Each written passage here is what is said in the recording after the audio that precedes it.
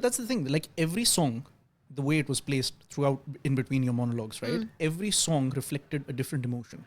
Yeah. Like one song was about, I believe, your nani's house. One there was a reference to your nani's house or something. Yeah. Then there was this one reference about the longing for Karachi, like home. Not the city itself, but Yeah. the concept of home and wanting Yeah. to go back, but not being able to go back. Big cities. Yeah, that song. And then Blacklisted itself, a song that had that rock notes in it. Yeah. You know, because that Jazz, because that blues.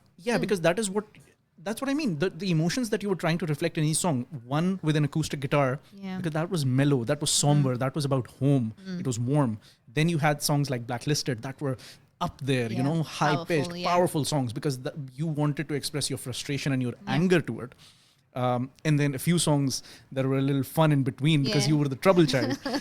So yeah, that like I did make a note when I saw the show. I did Yeah. make a note that this is something I will say to your face, that I really I understood what you were trying to do. Yeah. Yeah, and Great. it was really, really well done. Thank you. I appreciate that. Yeah, thank you. I will not take full credit for it because a lot of people collaborated on it with me. I actually wrote Karachi in Yeah. 2016. Really? It was not for the show. Oh wow. So 2016. what was the inspiration behind that song? In Karachi? Yeah.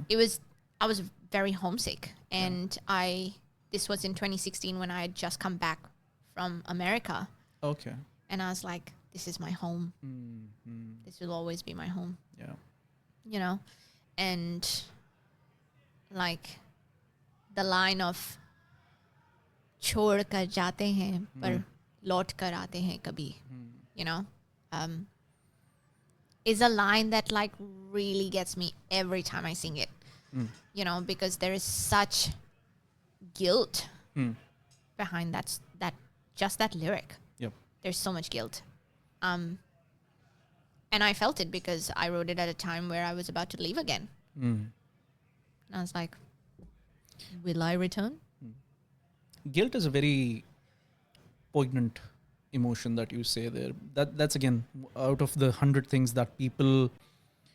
Once you're an expat, once you move out of your country, right? Like we talked about, there are 100 things that people living back there, or people who were, you know, who are your friends back there. It's things that they can never understand. They can't understand how messy or difficult life is over here. Yep. I'm not saying life is easier over there, but it's not easier over here either, right? So that guilt that you said, it's very, for any immigrant, I'd say it's very relatable, because you're too foreign for here, but you're too foreign for home. So who are you? But it's also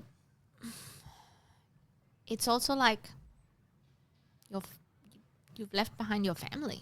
You know, you've left behind Amma, Abba, and all your grandparents if they're alive, your siblings. Yep.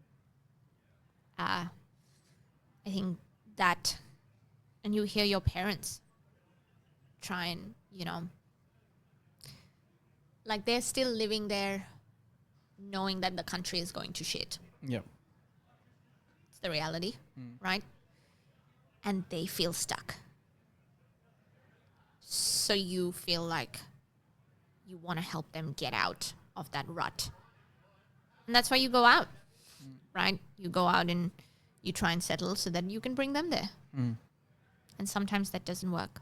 And it's just sad because if you ask anybody, the first thing that they would want would be to stay back in their own country, and you know, Yeah. that would be the most ideal scenario. Yeah, to not leave your home. Yeah. To be able to stay where you grew up, the memories you have of your hometown, right? Like, I have so many great memories of Karachi, which, you know, I still hold on to very dearly. Yeah, you need to, because like that is part of the basis of your identity. Yeah, and being abroad, it's interesting how a certain kind of smell can just transport you, Yes. you know, and it's got- in a moment you're just kind of like, and I'm just a very smell oriented person as well. where agarbatti is constantly like lit Yeah. in my house. Yep.